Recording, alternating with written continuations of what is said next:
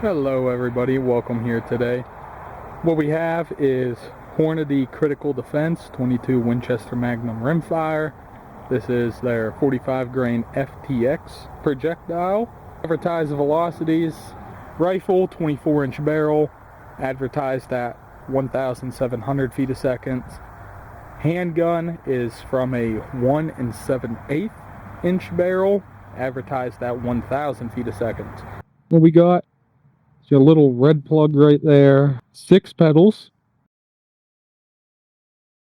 6.5-inch barrel revolver. Price is $22.99 for 50. Cost per round is 49 cents a shot.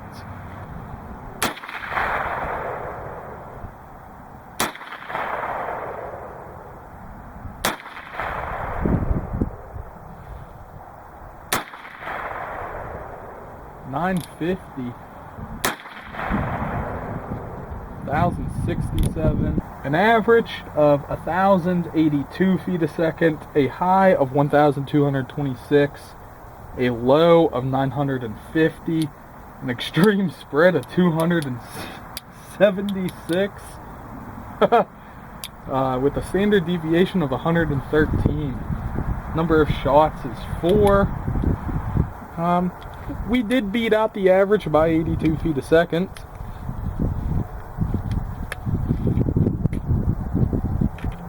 Let's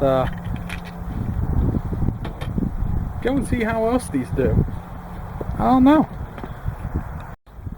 So our temperature of a gelatin block is 86.5 degrees right now. Next up, BB calibration. Average of 596 feet a second for a velocity of a 5.1 grain BB. Shot will be 10 feet. Okay, BB settled at around 2 3/8 of an inch, with our maximum being at the 4-inch mark before it bounced back.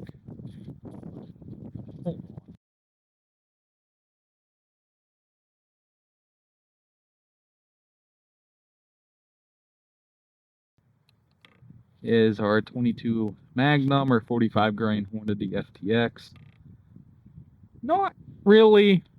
I mean, there's a touch. You could see a bit of some permanent cavitation.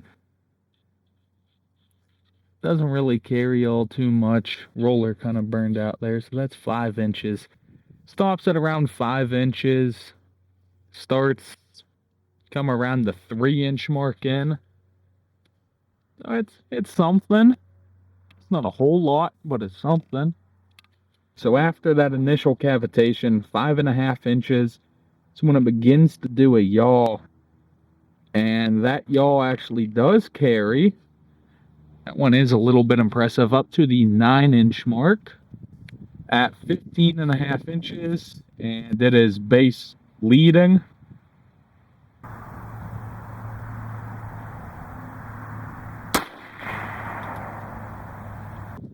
There you go. So the track you're looking at right there is the one that we're going to go off of.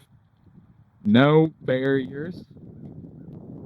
Comes in. Actually did have some, being 22, really good initial cavitation up to the 3.5-inch mark. Settles down. Looking from here, that's 4.25 inches. You can kind of start to see how it dies off there. And then at 4.25 inches, the yaw begins to happen. It follows. There's a wood chip in the track perfectly. Then we come over, we pass into block number 2, and then we get some little deviation happening. Follow it, and I'm gonna have to move the camera. Okay, so there's our initial in. Follow the track, comes over. So we're touching in the block number 2, starts to die off, and yaws downwards. Those are our projectiles right there. One on the left was the loose barrier, or light clothing. One on the right, that is further down, was pure gelatin. Was our light clothing projectile, and what you see on your left is our bare gelatin. Starting with our projectile on the right here, this is our denim projectile. Our maximum peak expansion is 0.2385 inches in that angle right there. Yes, you can see that. It kind of caved in on one side while it tried at least to expand on the other side. Our weight is 44.4 grains. Close enough to 45, we'll take it. And right there, what we're looking at is the projectile from the bare gelatin shot. Peak expansion is 0.3165 inches. So call that around 32-ish caliber, 31, 32. Our mass on this projectile was 44.8 grains, which is closer to the 45 grains. Would I accept Hornady's 45 grain FTX and 22 Magnum as a self-defense cartridge?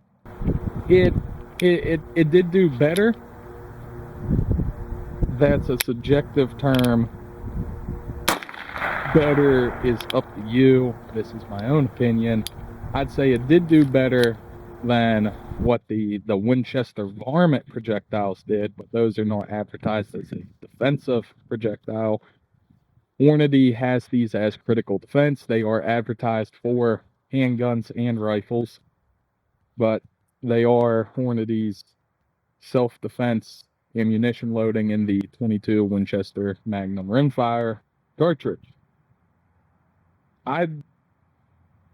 My own opinion, I have one way to answer this myself. You may answer this how you feel, but you'll see.